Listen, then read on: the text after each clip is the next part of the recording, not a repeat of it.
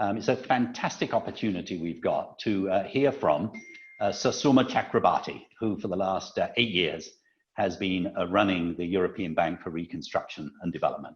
And on Thursday, he will move on to other things. We wish he could stay because these are critical times, and some of the leadership you brought is exactly what we need in the world right now. But I know you're going on to other things as well. So the way it's going to work is I'm going to ask Sir Suma a few questions about his tenure at EBRD, and also what his thoughts in terms of the multilateral banking system should be for the future. And then we're going to open it up to some questions. So please feel free to go to the Q&A or raise your hand in the electronic box. I think everybody knows enough about Zoom nowadays that you don't need much instruction, but you simply go to the participant button and then you press raise hand, or you go to the Q&A, which may be even better, and write down your question, and that would make it easier. And then we will ask Suma some questions. And then we have a very distinguished panel who are going to comment on what they've heard from Suma and give their thoughts on sort of the future of sustainable finance, basically. So Suma has been at EBRD now for 8 years. He's a very distinguished person before that too. He was, as most of us know, permanent secretary at DFID during amazing times when DFID rose up the scale of reputation and impact on development. And across the whole of Whitehall, those were the days when every single government department was rated. And I think every year that Suma was permanent secretary at DFID, it was rated #1 out of the, 23 or 25 government departments in terms of motivation, engagement, impact, and so on. He then went on to become a permanent secretary at the Department of Justice, which is one of the biggest civil service roles that exist in the United Kingdom. For me personally, it was great to get to know Suma when I was then in the World Bank out in Indonesia running the program there. Suma would come out, we'd have ideas together, we'd design great things. I'm sure you remember those days, Suma. And then I had the honor of receiving a call from Suma to say, for heaven's sake, why don't you come and serve your own country for once and come and work for DFID? So I had 3 wonderful years as director and then director general at DFID, and I learned a great deal from you, Suma. I would love to share that, but we don't have time. So what I'd like to do now is turn to Suma and ask him a few questions. And first, maybe Suma, you know, as you look back over the 8 years, you've done many things. I mean, you expanded the EBRD to, I don't know, you've got more than 70 members now. You expanded it geographically to the Middle East and so on. And when you took over, I mean, we still had a global recession. So you had a lot on your mind. But one of the things that I think you're proudest of, and we're proudest on your behalf, is you really sort of thrust the issue of sustainability into the way that EBRD does its work. And you were very much part of the kind of the intellectual journey too, as a commissioner for the New Climate Economy Commission, or the Global Commission on the Economy and Climate, which really sort of really tracked and then drove the intellectual agenda on climate and economics. I wonder if you could reflect on your time there along these lines. Andrew, thank you very much, and good afternoon from Oxford, England. Good morning, I guess, in DC, and good evening in other parts of the world as well. So it's great to be on, and thank you very much, WRI, for hosting us on this. And it's really nice to be with so many friends, I have to say, who are all committed to the same journey. I mean, Andrew mentioned our joint past, our misspent youth together, as I would put it. Actually started in Vietnam together, I think, Andrew, and then Indonesia. So it's been quite a journey. Naoko, of course, we worked together for many years, World Bank, and when she was in Japan as well, and now Jeff. Elizabeth, who again worked together for many years, and Leo, of course, who was in Lima, I think, with us, the famous 2015 discussions there, and my dear friend and colleague Josue, who, of course, has been really at the heart of EBRD's climate business. Andrew, you ask a really important question, and you know, leaders too often like to think that turning points in institutions and in their history depend on their arrival and on their departure. It isn't quite like that. EBRD actually has a really noble history before I even turned up. It's really interesting that in the original articles of the institution, when it was set up back in '91, in the Article 2 was the first time we had this commitment in the founding articles to environmental sustainability. And you may recall, I mean, I certainly do, we were running up to the UN conference on environment and development in Rio. I went to that, and it was in the run-up to that that this a set of articles were set up, and a really important early statement, actually. And also because, of course, EBRD was trying to work in the former communist countries, hugely energy intensive, huge job to be done, of course, on environment and sustainability. We have been committed, therefore, for a very long time. And I would say the takeoff, in many ways, was after the Gleneagles Summit back in 2000 and, 2005? And then, I was at DFID at the time on the shareholder side, if you like, of EBRD. But I noticed very much from 2005, 2006, particularly onwards, as EBRD developed a sustainable energy initiative, then a sustainable resource initiative, and then the Green Economy Transition Initiative. We're about to, I think, shortly in the next week or so, I hope, approve the next phase of the 5-year strategy on green economy transition. So it's been quite a long journey, and a lot has happened, I think, over that time. I think we've got 4 main ways of expressing, I think, what EBRD has done in this area. We have a strategic approach. It's built into our strategy that this agenda of climate, environmental sustainability is really important. And we actually set, because we are full of bankers in our institutions, rather clear ambitions in our scorecards. And we focus very hard on then trying to mainstream the climate and environmental action through all of that. The second thing we do is a link to our mandate. And this drives us, of course, in the institution, because we have defined in our new definition for the last few years of what is a sustainable market economy, we've put green as one of the key ingredients in that transition definition, if you like. Thirdly, I think it's been in quite an innovative laboratory place in terms of new products. So developing a range of financing products to scale up mitigation, adaptation, and environmental finance beyond climate, I would say, actually. That's been a very important part. And I think the fourth area that's really developed a lot in the last few years as well is the policy activity to try and actually develop new green business opportunities on the back of the right policies, good policies at country levels. And the results, I think, do speak for themselves. If you look at 2012, when I first arrived, our green finance ratio then stood at about 27%, I think it was. And it's now, last year, it was 46% of our just over 10 billion that we lent, 10 billion euros. So 46% of that was in green finance ratio. Climate adaptation finance actually more than trebled in that time to €500 million. And you know that we've been much more, I guess, on the mitigation side, but I'm glad to see that adaptation number is also rising. And it's always nice, maybe in a way that captures it really symbolically, the carbon emissions reduction overall over that period, over that sort of last 8 years, if you like, estimated at something like 53 million tons per year. And that's equivalent to the annual emissions of countries like Bulgaria, Norway, Hungary, or Portugal, something like that. So it's pretty sizable for the size of organization that we are at the moment. And in Lima, and I mentioned Lima and Leo particularly because that was a watershed moment, I think, for the multilateral development banks. We were running up, you remember, it was between the Financing for Development meeting at Addis, running up to the we had the SDGs approved, then we had October in Lima, and then we're running up to the Paris COP21 meeting. And that was when we pushed forward on the whole MDB side, and we launched our first green economy transition approach. We set this target, this very ambitious target, of getting to 40% of our overall investment by the end of 2020.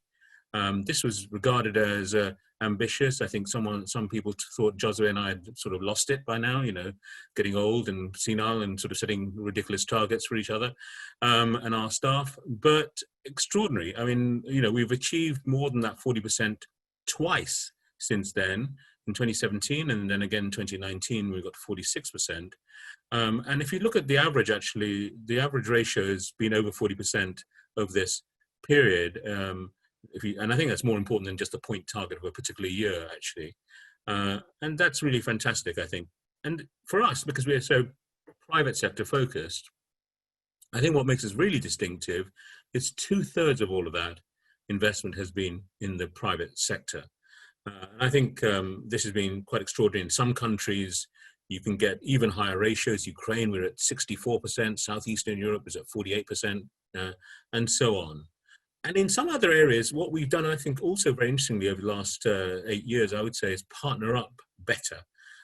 Certainly with the Global Environment Facility, a lot of work with NAUCO, helping shape strategy and so on, but also with you at WRI. I think with the Ross Centre for Sustainable Cities, that's been fantastic partnership, and it's actually helped us deliver operationally. So in urban infrastructure, we're now at 90% green, which is quite something, I think. But a lot of that, is due to the partnerships we've had with Ross and others as well. So I think that's fantastic. And I think the next stage, to be announced in a few weeks' time by Josue and my successor, it's really going to be quite important. But the other big things I should say is how our policy strategy has developed. So we have now overseen, I think, the end of investment by EBRD in coal completely. In fact, we didn't invest in coal during my time. We had a sort of get-out clause, if you like, I'd like to call it, in our old energy strategy for a place like Kosovo or Mongolia, where they didn't have too many other options at the time, but that's gone in our new energy strategy as well. We put decarbonisation at the heart of policy. We're no longer going to finance thermal coal mining even, or coal-fired electricity generation. That's very clear. Upstream coal exploration will not be done except in, extremely rare circumstances, and only if there's a reduction in greenhouse gas emissions as well. And lots more innovation. I mean, you will recall that last September, we were the first MDB ever to issue the first climate resilience bond worth $700 million as well. And I think that's fantastic that we've managed to do that. But look, it's a huge amount to do still. I think we've got a lot to offer, energy efficiency products being one of them.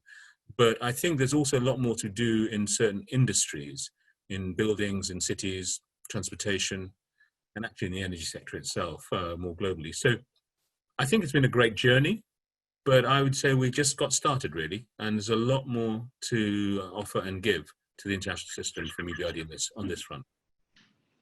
Great, thank you, Suma. It has been remarkable. I mean, you've been at the front of the curve in so many things, including you just mentioned the climate resilience bond. And I think because of your structure where you integrate private sector together with public sector, you've been able to advance what now I think is commonly recognized as necessary, but was not recognized, but you were able to sort of, in a way, sort of pioneer that for others. So thank you. But as you say, I mean, obviously a huge amount achieved. I'm sure it hasn't always been totally easy for you.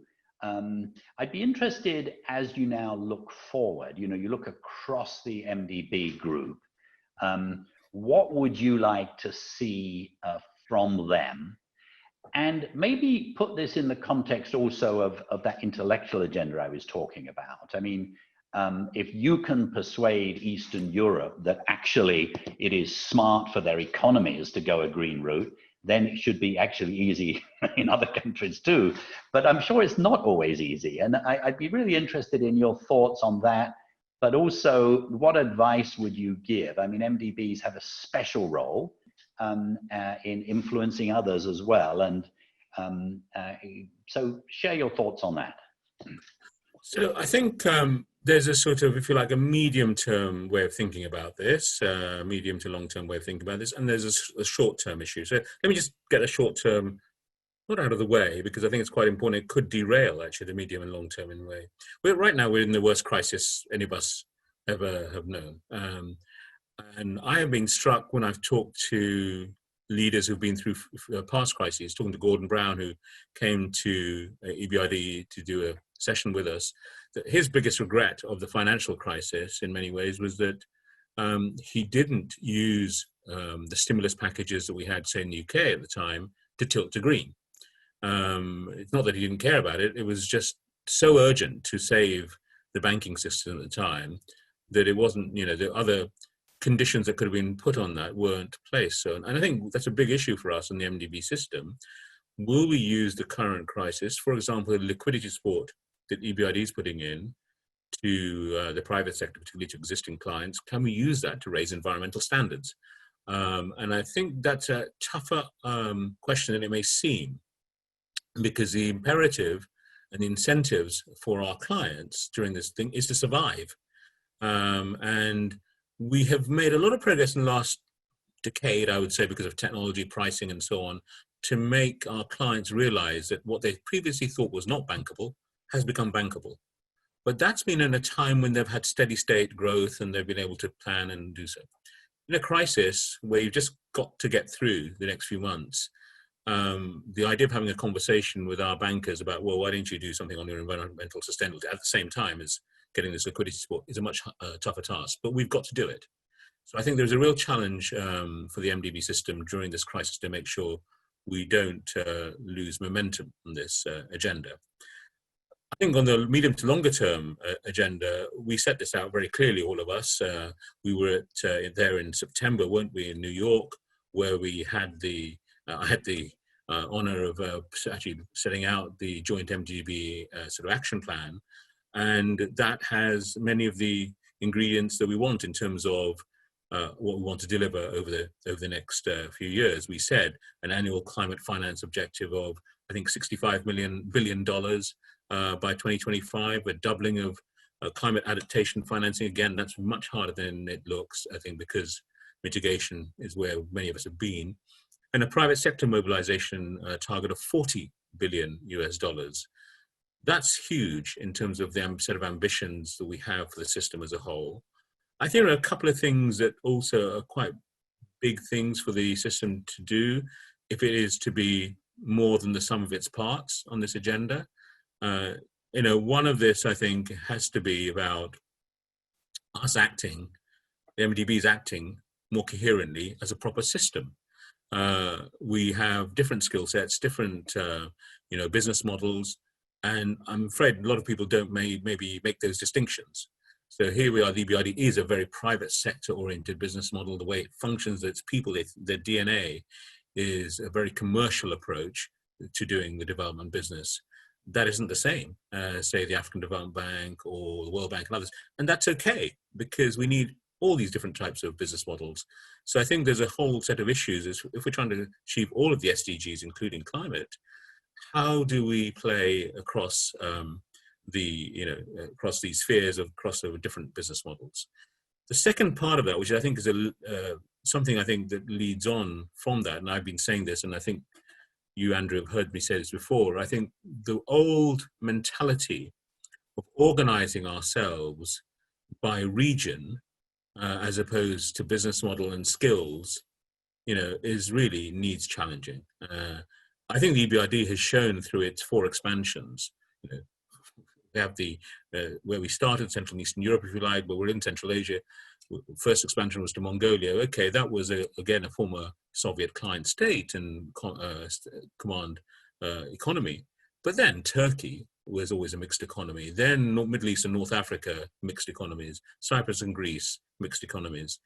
So we have shown that our business model works now across 3 continents in different ways. But every time we've done this expansion, there's always been a fear that business will be taken away from other MDBs if we do it. That's been the biggest fear. What we've shown actually is every time we've had an expansion, the pie has grown for everyone because there's so much to do. And the latest involvement of EBRD in Middle East and North Africa actually shows that very well. Everyone's done more because of that.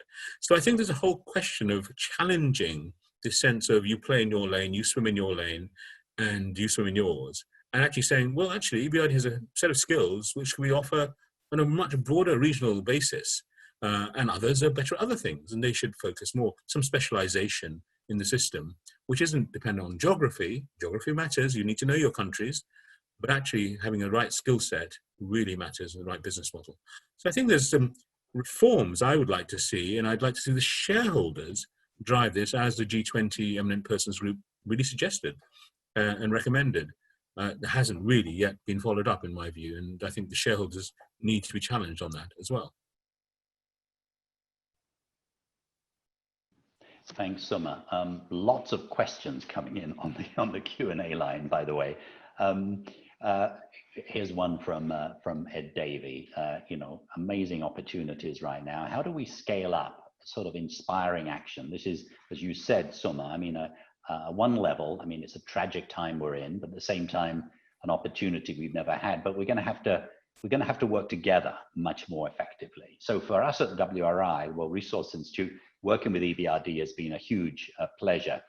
How do you see, sort of as a group, the sort of multi-stakeholders that you require, how do you see us now sort of working together to see if we can really build back all together better? Yeah.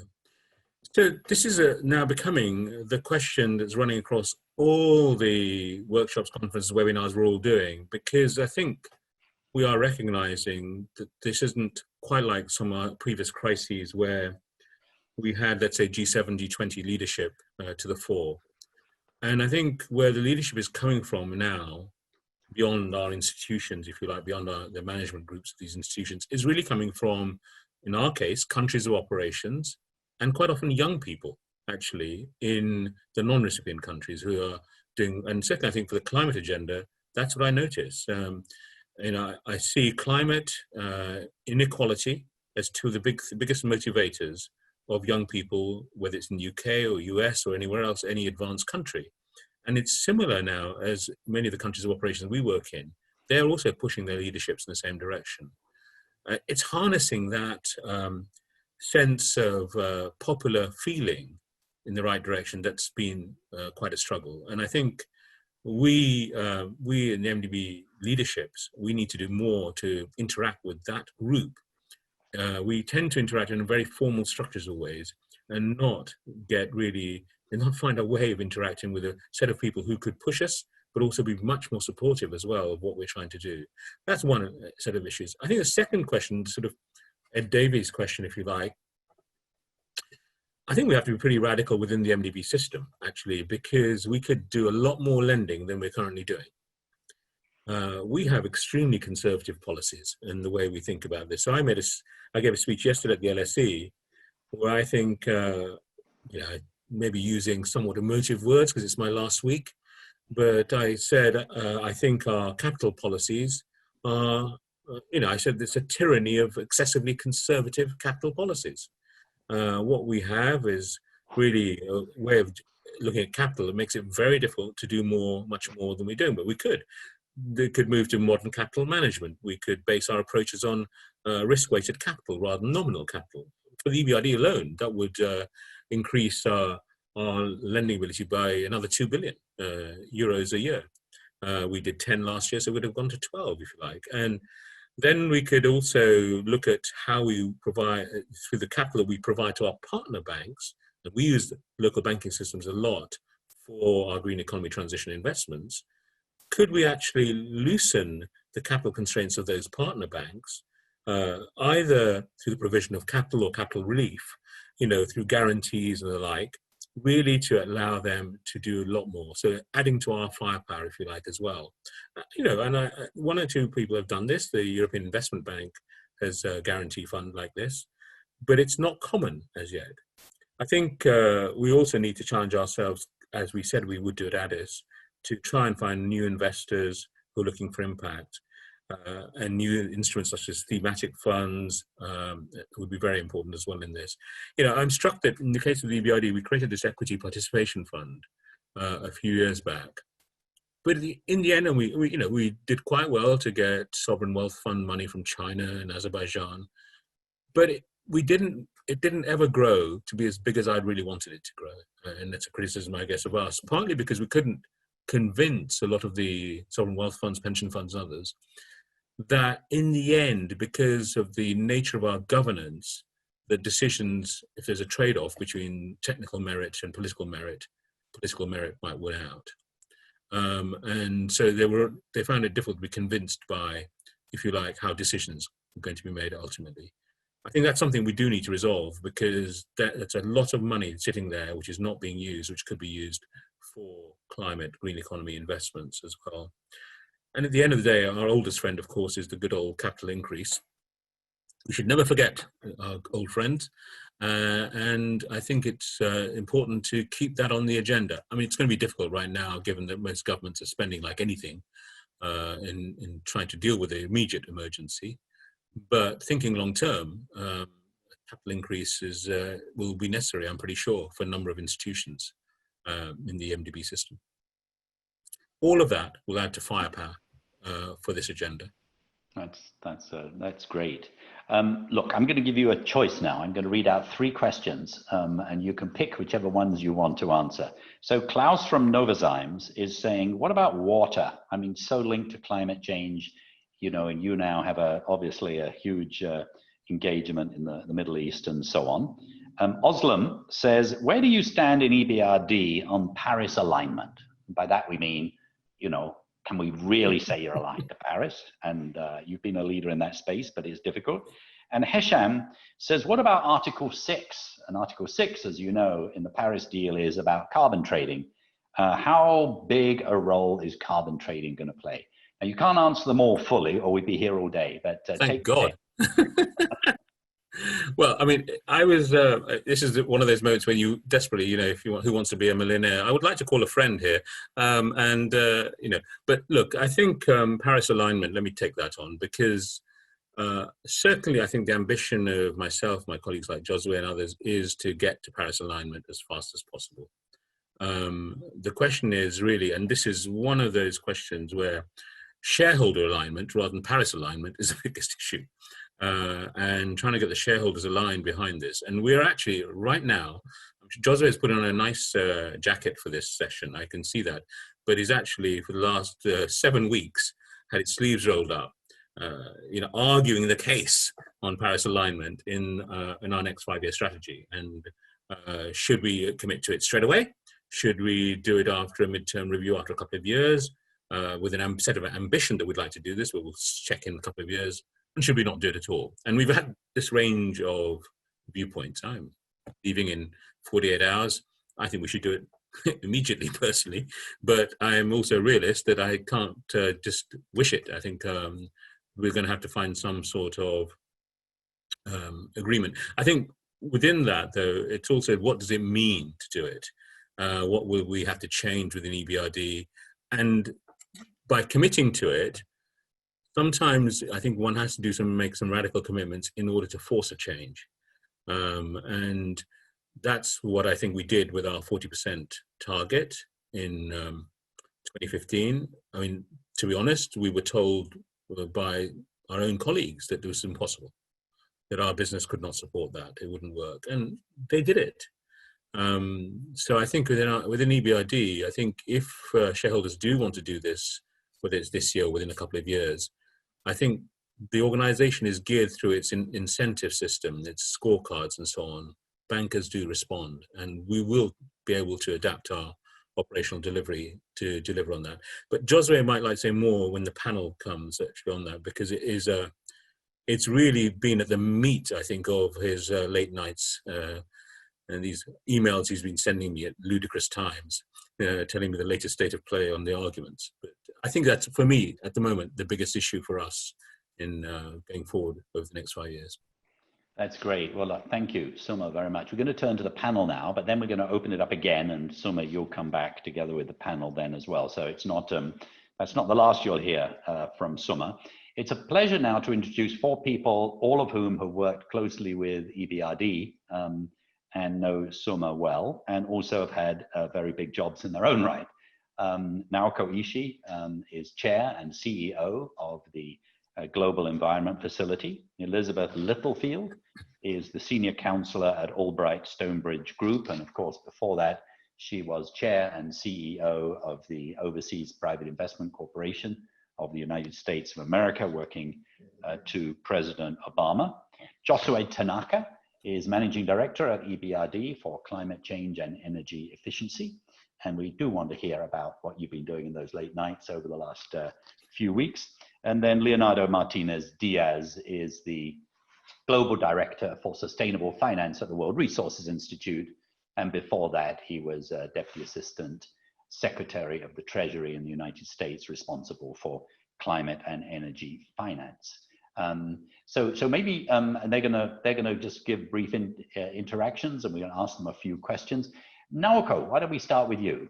You have been CEO for 8 years also. You started roughly the same time Suma did, and you're actually leaving your post also at the end of June. So some interesting parallelism here.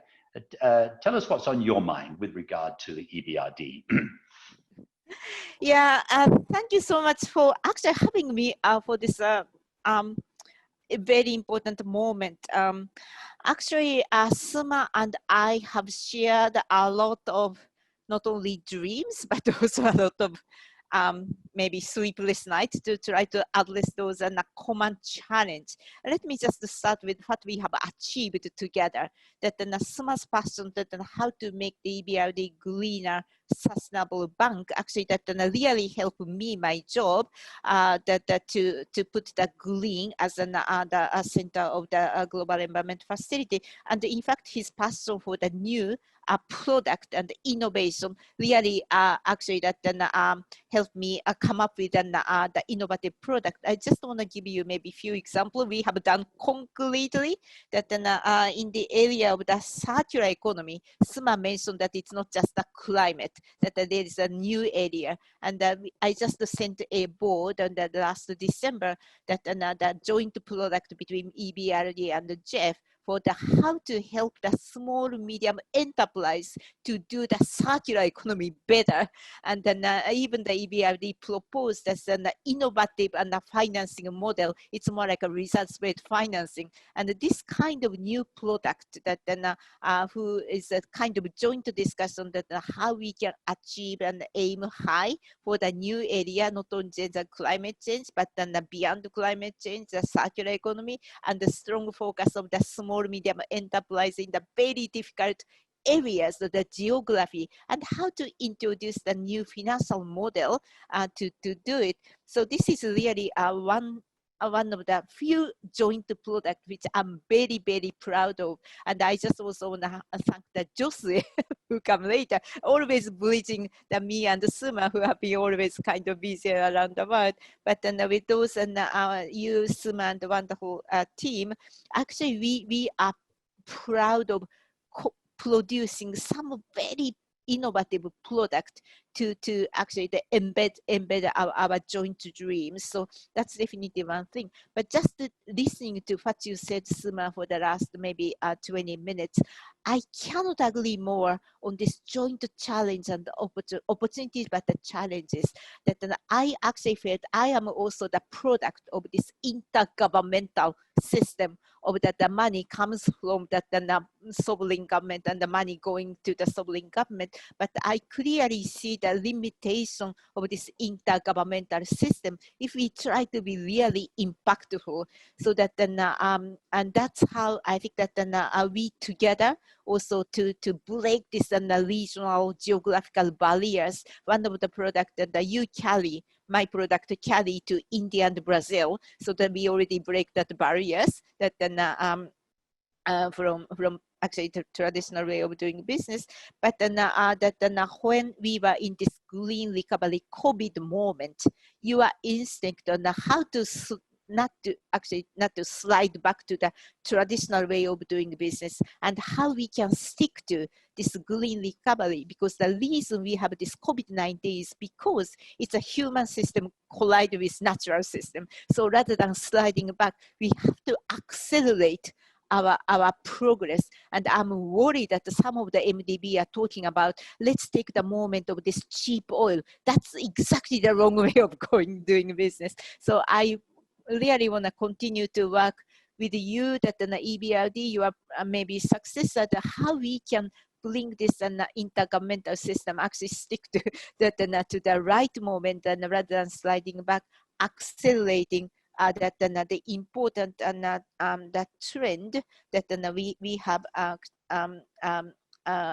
we have aimed together. So that my commitment to you that and to your institution, I think we just continue. Thank you so much, Suma, and to your team. Thank you, Naoko. That was great. And thanks for also referring to Suma's comments. Please, everyone do that. And anyone who wants to jump in and sort of join the conversation, please do. I'm going to turn now to Elizabeth, who many of us know very well indeed. Elizabeth, you were head of OPIC. You made renewable energy sort of a hallmark there. I think you increased your portfolio 100 times in size. I would love to know sort of your thinking on climate finance and any comments on what Suma said as well. Great to have you here. Great. Well, thanks so much, Andrew. And Suma, it's lovely to see you even on video, and nice to see all the rest of you as well. So thanks for including me. And also, Suma, I'm super sorry to see you going, although I'm sure your successor will be wonderful. And it was a huge honor to work directly with you, but also with your fabulous team at the EBRD during the years that I was at OPIC, now renamed the DFC.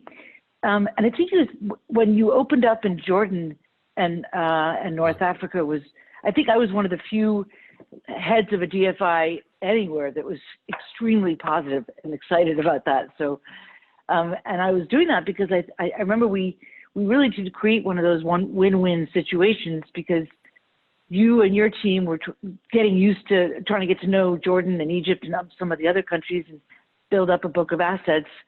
And actually at OPIC, we had an overabundance of opportunities, and it was bumping up against our risk profile. So we were able to share deals and work really closely together. And I was very grateful for that.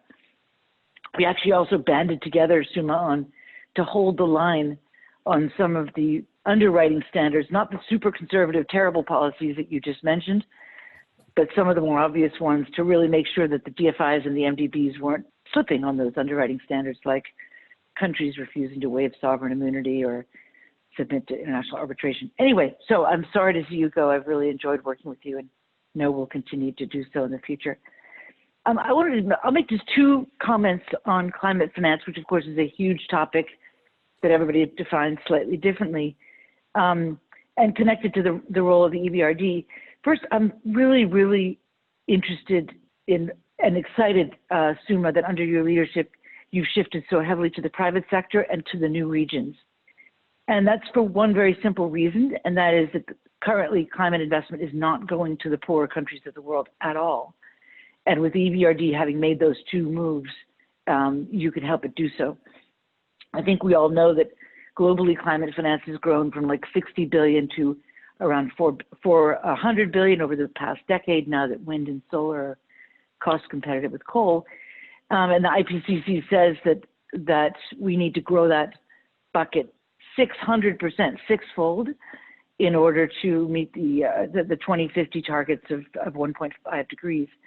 But we also know that almost all the capital right now is going to the developed countries and China and some of the bigger middle market countries, and almost none of it is going to the poorer countries, which is ironic because those are the countries who need it the most, whose populations are growing the most, and who really do need, are going to be the biggest users of power going forward.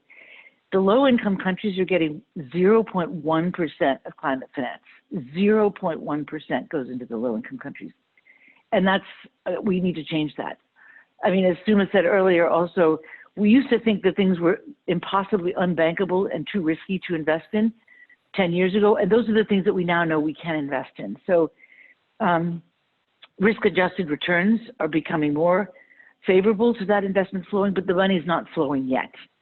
And so I see that as a huge opportunity for just these kind of partnerships between development grants, DFIs, MDBs, private sector investors, blended finance solutions that you all have been developing over the years at EBRD. So, so that's the first thing. The second quick thing I wanted to say is now in this pandemic era, I really do think that climate finance is shifting from being primarily an environmental issue and a planet issue to more of a social justice issue in the minds of many. And that I think will propel it further. And why is that as well? It's because, as we know, climate change will disproportionately affect poor people because they're both more vulnerable and less able to adapt. And that's, of course, because of where they live, their vulnerability to shocks and their dependency on agriculture. So I think that makes, actually, let me just add one thing. If you take it just in the US, if you take the zip codes of all the parts of the world, of the country, and you overlay that on income, race, and toxicity, you find, of course, that the poorest areas are poor, mainly Black, and full of toxic waste and industrial waste. So I think these issues of health, wealth, race, social justice, and as Naoko said, the collision of natural systems and human systems are making climate intrinsically linked to all these social issues, which is exactly the role of the GFIs and the MDBs, because we have to provide for the billions of people that are just shifting out of poverty and deserve the resources that we had, but we have to do that in a way that doesn't destroy the planet on which all life depends. So anyway, just a couple thoughts on the role, climate fence, the DFIs, the MDBs, and today. Thanks. Thank you, Elizabeth. That was terrific. Great to hear you on these subjects. And we now turn to, and by the way, what I'm going to ask you all to do is be looking at the Q&A, and you might see some that you want to refer to, and that would be good even in your interaction. Josue has been at EBRD almost since the beginning and has played a very important role over a couple of decades now. Josue, you've been working very hard on a new strategy. You want to tell us about it? Yes, I can relay. I'm not going to go into details on my nights as we've been referring to them, but I can certainly give you, a feel of the main directions. And I think the main directions relate to many of the themes that have been raised, by the colleagues, early in this meeting. So I would say the first point would be a point on policy. That what we recognize increasingly is that, EBRD could try to do 100% of its finance in the green space. It still wouldn't weigh much, in terms of the overall scale of the issue. So therefore, we need to find ways in which we can have an impact that goes beyond just, the weight, of the individual projects that we finance. And that is therefore this policy element. The second element we've mentioned, earlier about Paris alignment. It was, one of the three questions you asked, Andrew. And there, I think what's important is really what the discipline that, in a way, introducing this Paris alignment will mean for us. As you all may know, the multilateral development banks have been working now for over 2 years on developing a methodology. We're currently testing that methodology. It will be applied fully next year. And as Suma mentioned, the key debate, that's happening still at this point is the timing of a commitment to full alignment of our projects. So that's the second element, which in a way has a systemic impact internally in terms of how we operate. I would say the third element of this is to organize our work, right, in thematic areas so that there be much more visibility in terms of what we do. And I would say actually so that there is better connectivity between what we do and what different partners do in different areas. So for example, Suma mentioned, the Ross Center, on sustainable cities. Well, one of the thematic areas is cities, and that particular focus will obviously facilitate the connection with that particular element. The same WRI is very active in buildings, for example, and buildings energy efficiency. So we have a thematic area on buildings.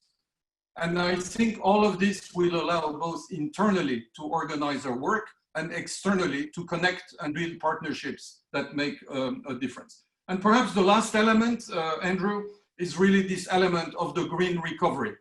Because, sometimes in life, I always say you have hard work and you have coincidences. And the coincidence here is just that we are formulating the strategy just at the time as we have, this pandemic. And therefore, what we've given also quite a lot of thought is what are the components of what we're proposing for the next 5 years that can connect and support as effectively as possible a green recovery. So these would be the 4 elements, Andrew, I would mention to you. Thank you. Thank you, Josue. Josue is one of the very few senior managers that I know that actually measures in tons of carbon and greenhouse gases what the impact of his work is every year. So well done, Josue. We all should do that. It's not easy, but we're glad you do. Josue will also be retiring from EBRD in the near future, and also has a great future ahead of him. Let's turn to Leo Martinez-Diaz. Leo, you run a large team on sustainable finance. What are your reactions to what you've heard so far today? Thank you, Andrew, and thank you very much, Suma. For me, it's been personally a great pleasure to work with you and your team over the better part of the last decade in various capacities. I think the EBRD really has to be complimented for the role it has played in the MDB joint group on climate. It's been an important development that the MDBs have a place where they can talk about these things and agree on methodologies and strategies. And EBRD has been a very constructive player in that process. I think the work you've done on energy efficiency, turning it into something that it can be standardized, a one-stop shop where companies can get diagnostics and finance all in one package, has been really pioneering. And of course, the targets, you mentioned them, they were controversial back in Lima and then Paris. They are a blunt tool by all accounts, but they help because they focus the mind, they get the system to respond. And I think as hard as it has been, these numerical targets on climate finance have shown that they can really help.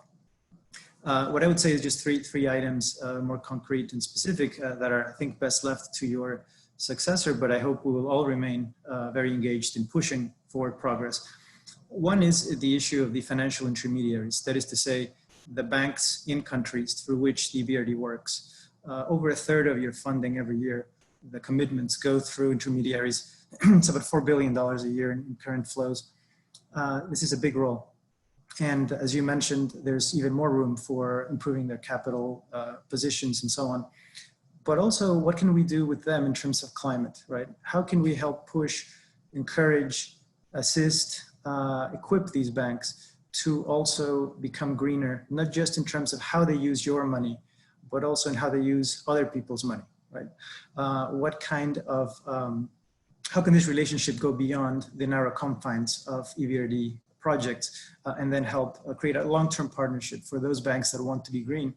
And I think ultimately EBRD also has to make a decision about, do you want to work with banks that are on the right side of history here and want to make that transition to green or not? And I think that's going to be ultimately a very important decision for EBRD and others. The second has to do with resilience and adaptation, and Elizabeth raised this. In this era of COVID, I think the issue of fat tails, of unlikely but high impact events, of the inequality of disasters, right, and how they affect the poorest and most vulnerable. These issues have raised, I think, climate vulnerability as well as pandemic vulnerability. EBRD has been extremely forward-looking in terms of helping its projects and its clients become more attuned to physical climate risk and to make those projects more resilient to the impacts of climate. But those businesses and projects are embedded in larger communities. They depend for their survival on the communities that surround them, where their workers and their clients and their other stakeholders are. So how can we go beyond simply climate proofing specific projects for the sake of financial risk, right? To having a larger conversation of those clients and those businesses and those projects, also having a dialogue with the community and working together to build resilience. Because ultimately you can have the most climate-proofed port or industrial facility in the world, but if your workers can't get to work, if the public infrastructure around you collapses, it won't matter, right? And so it's extending the conversation beyond, again, the narrow confines of the project to a larger conversation about how do we build resilience together. And finally, all of us in civil society are, of course, looking forward to a division of labor between EIB and EBRD that makes sense, that is going to be supportive and helpful to the system overall. And we look forward to that resolution. Thank you.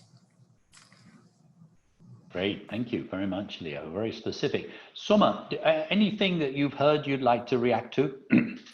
So, And then, by the way, let me just tell you what I'd like to do after that. I'm then going to sort of open the floor, go around to you, and you can do one of two things. You can reply to something you've heard from Suma or others, or you can pick a question from the Q&A and answer it.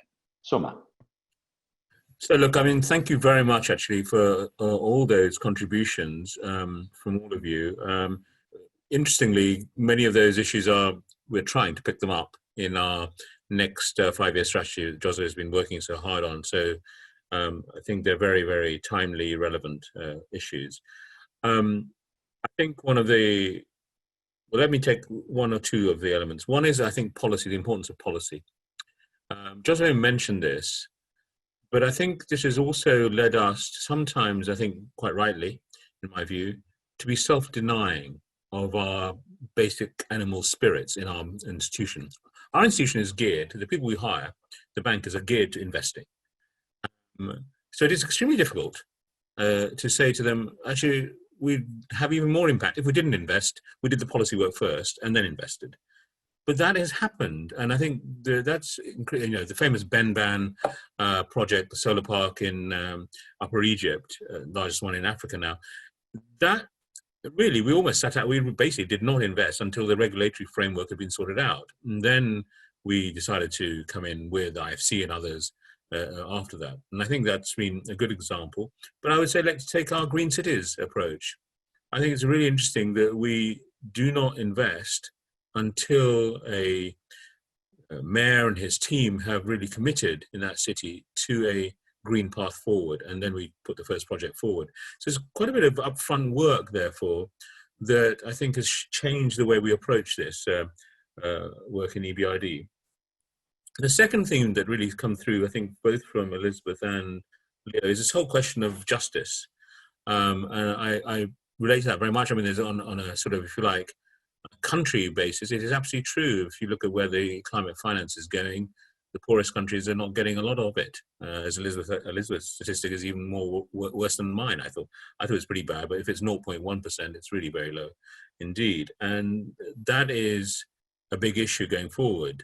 I think seeing climate finance as a social justice issue is happening. I think it always has been there, to be honest. If you look at where we worked in Eastern Europe, energy-intensive countries, former communist countries, where were the worst, where were the most energy-efficient, energy-intensive industries? They were in the poorest communities.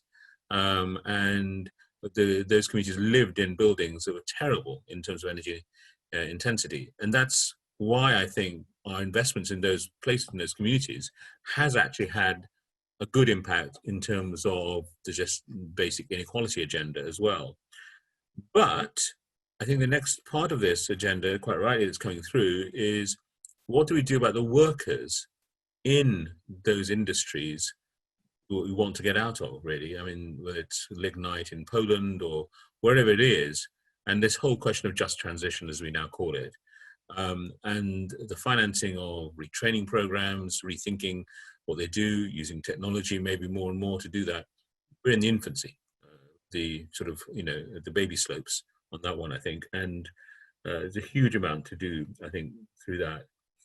Financial intermediaries, I think it's really interesting. So again, this is, I'm using my role here as a departing president, but I think two thoughts on this. I think one of the things that EBRD might want to do even more, we do a bit of this.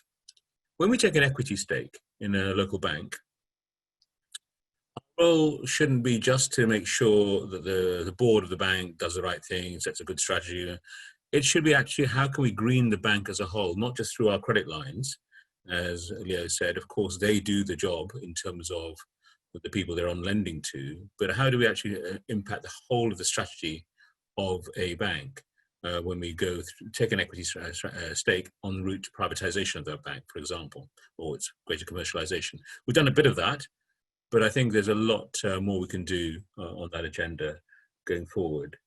And last point, I think I just want to pick up is this whole question of division of labor, because I sort of labored this point, if you like, that the system is full of complements, not substitutes. So one question I think we have, or I have at least, a departing question is, so EBRD is really good at this, But EIB, to give Leo's example, is about 10 times bigger than us in financing within the EU countries of operations. And we know those countries have now committed, to some really good targets in terms of, for example, getting to zero by 2050. Well, at least 2 of them have, and a third one is about to. If that's the case, is it better to use EIB financing using EBRD human resources for that purpose? In other words, a subcontracting role, actually. So could MDBs use each other in that way? So they've got the financing for those countries much more than we have.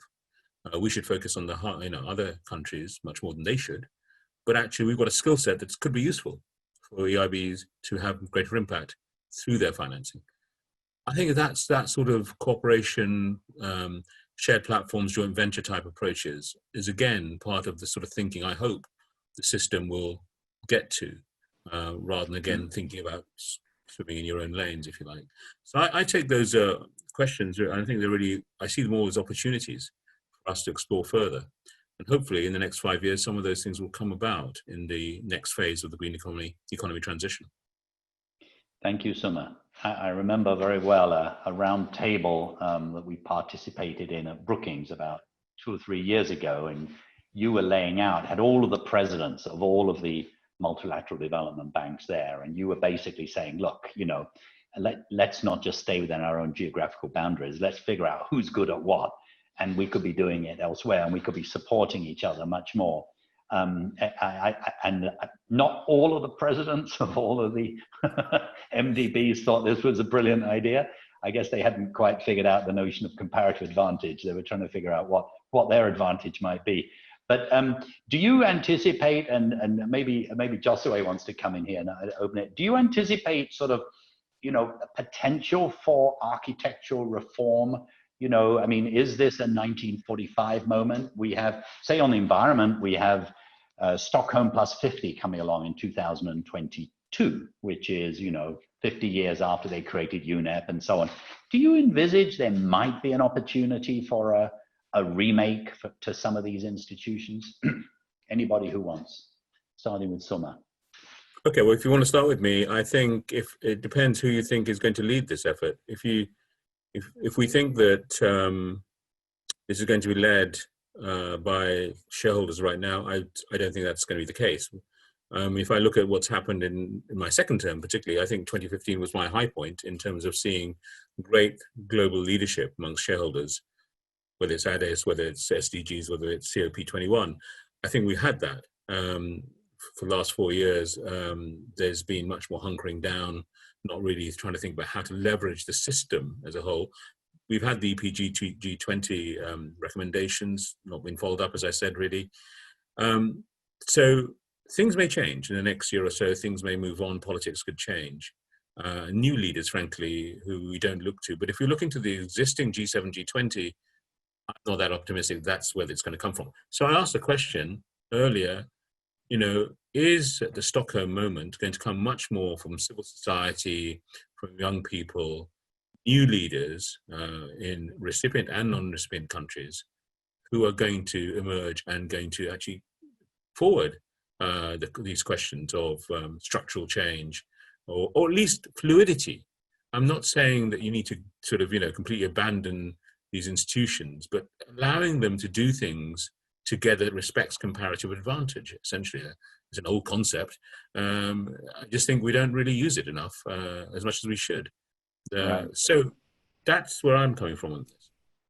Good. That's helpful. So here's the rule. We got just over 10 minutes left. You can refer to something that's been said, or you can answer a question, and let's limit it to 1 minute each. Then we could maybe get 2 rounds.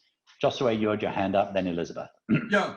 I was just thinking that I've looked not through all the questions because there are many, but I thought it would be nice, to answer as many as possible, maybe in 1 minute and 10 seconds. So I'd be very telegraphic.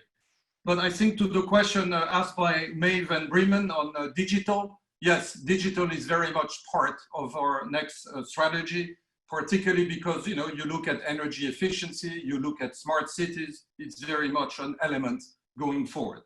Natalia Winiarczuk asked a question about private-public and how do we work with business in our countries to convince, in a way, in terms of climate ambition. The way we do it is really very practical. You know, what we need to demonstrate is essentially, you know, a green investment is a good investment. And once you do that, then, you know, you proceed. Beatrice Merino asks about biodiversity.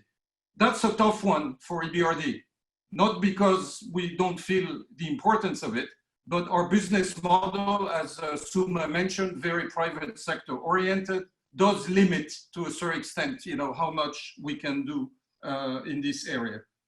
Question also asked by Sarah Oziu on women, very much a core element, you know, in our approach on essentially inclusion, and that has a very strong, and that, in a way, the nexus, if you want, between green and women is very high. And finally, just to try to cover as much quickly, carbon markets. That's an area where naturally, with our private sector focus, we are very, very supportive of that.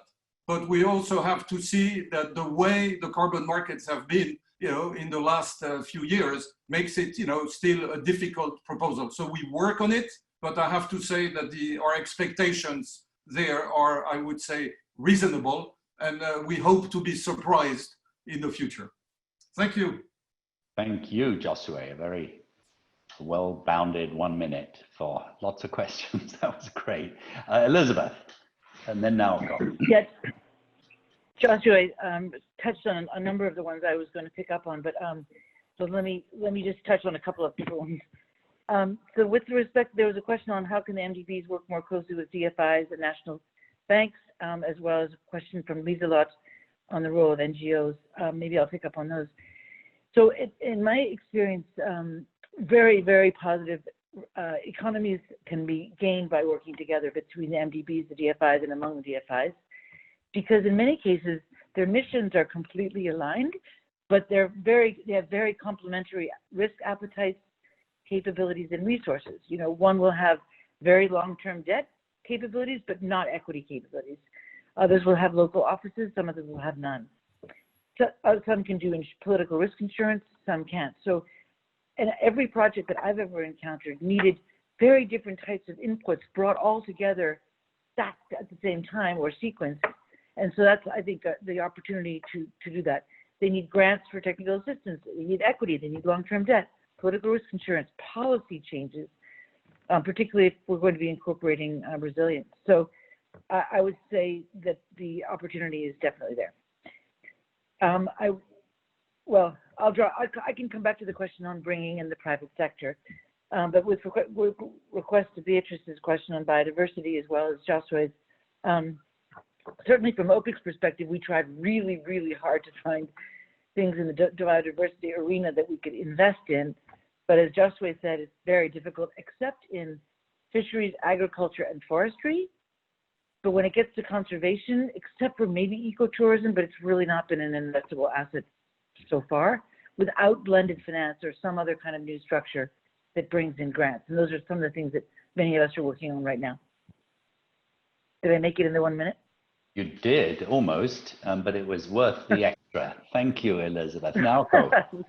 Yeah, thank you. This is a division of labor question to us. That Jeff is more like a question like a Jeff and GCF and then how to put ourselves into this division of labor. But I have to say this question is wrong.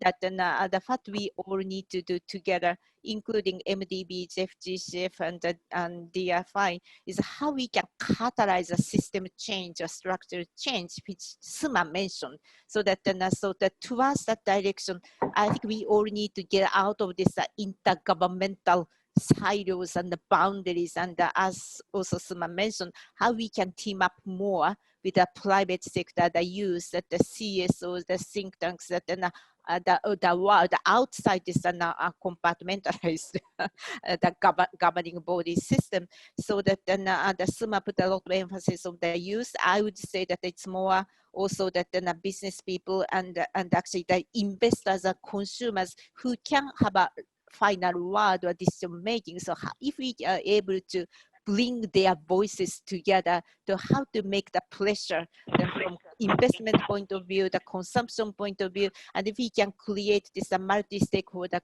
coalition move forward, I think it's going to be much more useful to break those climate and the financing silo, biodiversity, the water kind of silo, because the real world, those challenges are already integrated. So how we can get ourselves out of this institutional side and create more like the coalition together, so we can be much more useful to the real world challenge. That's something we would like to do together, even beyond our own terms. Thank you, Suma. Thank you, Naoko, very much. Leo. Just want to react to Suma's point on leadership, right? And how the leadership from G7, G20 is not what it used to be at the moment, and it may take a while to change. So where then does change come from? And I think it is time for civil society to play a much bigger role. It's already happening in many other areas of society, especially equity, diversity, and other areas. I think in this space, what we're trying to do at WRI is to help ensure that the response from civil society is literate, is finance literate, right? That we really understand and look at the world from your perspective as MDBs, that we can't just ask you to be green and Paris aligned tomorrow, but that you have also to respond to clients and a set of practicalities that we need to be aware of. So we try to make sure that we work with you on that sort of a practical perspective, but also that we are pushing for more ambition, more leadership, even as we wait for the geopolitics to align, because the reality is we don't have time to wait. And that's what we'll continue to do at WRI. Very well said, Leo. I'd like to give you the last word, Suma. What are your sort of, the 48 hours from leaving, what inspiration can you give all of those who are online now? I read one story that has stayed with me about you, Suma, and actually influenced me. When I arrived at DFID, this was a time when DFID and the British government was making big bets. I mean, brave decisions that, and I remember saying, you know, how on earth how do you make those decisions? And you said, look, you know, we all come from sort of intellectual backgrounds. And so the tendency is we want to get every piece of evidence and make sure everything is aligned before we make decisions. But he said, life's too short for that. And as Leo just said, life's too urgent for that.